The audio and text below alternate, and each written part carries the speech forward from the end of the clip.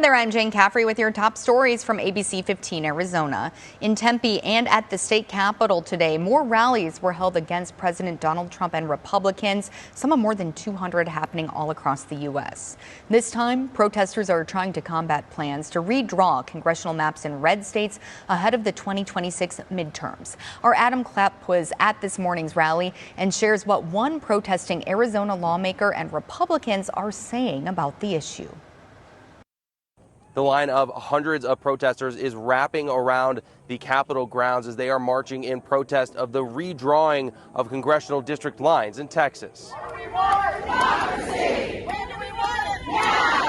Protesters say it's not just redrawing in Texas, but gerrymandering, the process of manipulating maps to favor one party in an election. And it's trying to carve out 5 more Republican districts. President Trump has pushed Texas and more red states to change their maps ahead of the 2026 midterms. Just a very simple redrawing. We pick up 5 seats. But we have a couple of other states where we'll pick up seats also. Texas Governor Greg Abbott says they're just countering blue states. Look at the map of Illinois. Look at the map of California, New York, and Massachusetts, and so many other blue states. They gerrymandered a long time ago. Back at the Capitol, Representative Patty Contreras, Democrat state lawmaker from District 12, participated in Saturday's protest. They're trying to rig the election, rig it so that they can get more representatives in Congress. To counter potential Republican gains in Texas, blue states like California are considering redrawing their own maps ahead of the midterms to help favor more Democrats. We have got to recognize the cards that have been dealt, and we have got to meet fire with fire. Representative Contreras says the move wouldn't be hypocritical, as she says it's the only way to respond. I don't like the idea that we have to do this, and I hope that Texas will decide not to. I hope the other states will decide not to go along with this gerrymandering. But if they do, I think we need to just kind of fight back. That's the only way to fight back. Unlike in Texas, here in Arizona, the legislature is not in charge of redrawing district maps. That job goes to the Arizona Independent Redistricting Committee, made up of 2 Republicans, 2 Democrats, and 1 independent as the chair. Their maps after the 2020 census received high grades for fairness from independent reviewers. Adam Clapp, ABC15 Arizona. A man is being treated for his injuries after he was shot early this morning near 35th Avenue and Van Buren. Police say he is expected to survive. Officers detained 2 men after the shooting, but it's unclear if they've been arrested. Tracking wildfires burning across Arizona, first to the Washington fire burning northeast of Payson.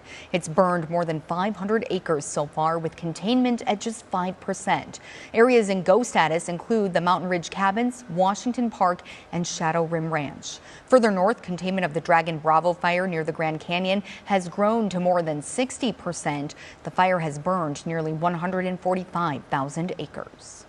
A group of Goodyear firefighters is heading up to the area to help with the fire response near the canyon. Well, Valley students creating messages of hope for their peers ahead of Teen Suicide Prevention Awareness Month in September. More than 40 students from rival schools met up today at North Canyon High to share uplifting messages. We spoke to some of the students there today about why they feel it's so important to be a part of this.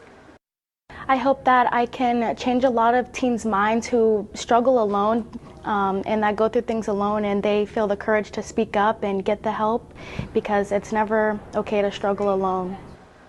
The messages recorded by football players, cheerleaders, and ROTC members will be aired during school announcements and on social media throughout the next month.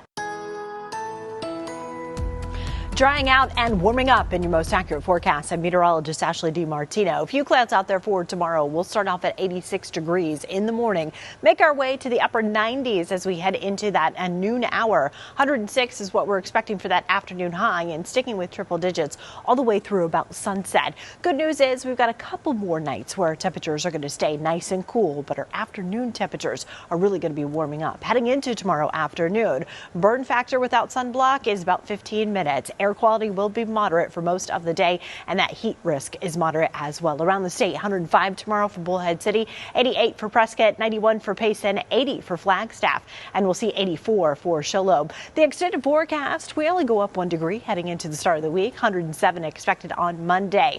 But as we head into the mid part of the week, we start to challenge those records. 110 plus Wednesday all the way through Saturday, but also heading into the end of the week, we start to bring in a chance for showers, especially for your Friday and Saturday.